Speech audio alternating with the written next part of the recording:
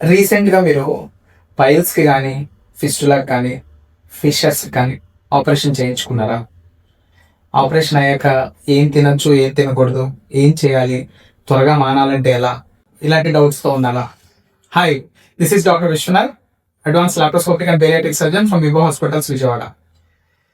ఈ bottom surgeries అంటాము basically piles, fissures, fistulas ఇలాంటి వాటిని సర్జరీస్ చేయించుకున్న తర్వాత మోషన్ అనేది రెగ్యులర్గా ప్రతిరోజు వెళ్ళాలి.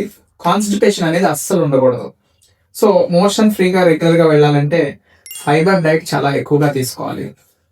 తర్వాత ప్రొలాంగ్డ్గా కూర్చునే వాళ్ళు, ఆఫీస్ జాబ్స్ కానీ డెస్క్ జాబ్స్ ఇలా చేసే వాళ్ళకి ఇలాంటి ఆపరేషన్ చేయించుకున్నాక ఎక్కువసేపు కూర్చుంటే పెయిన్ రావటం, లేకపోతే స్వెట్ అంతా అక్కడ అక్యుములేట్ అయ్యి మళ్ళీ కొత్తగా ఇన్ఫెక్షన్స్ రావటం ఇలాంటివి జరుగుతాయి. సో డోనట్ పిల్లోస్ ఉంటాయండి మనకి ఆ ఏరియాలో, యానస్ దగ్గర ఒక జీరో లాగా ఒక చిన్న హోల్ ఉంటుంది. సో అలాంటి పిల్లోస్ యూస్ చేస్తే ఆ ఏరియాలో ప్రెషర్ పడకుండా ఉంటుంది.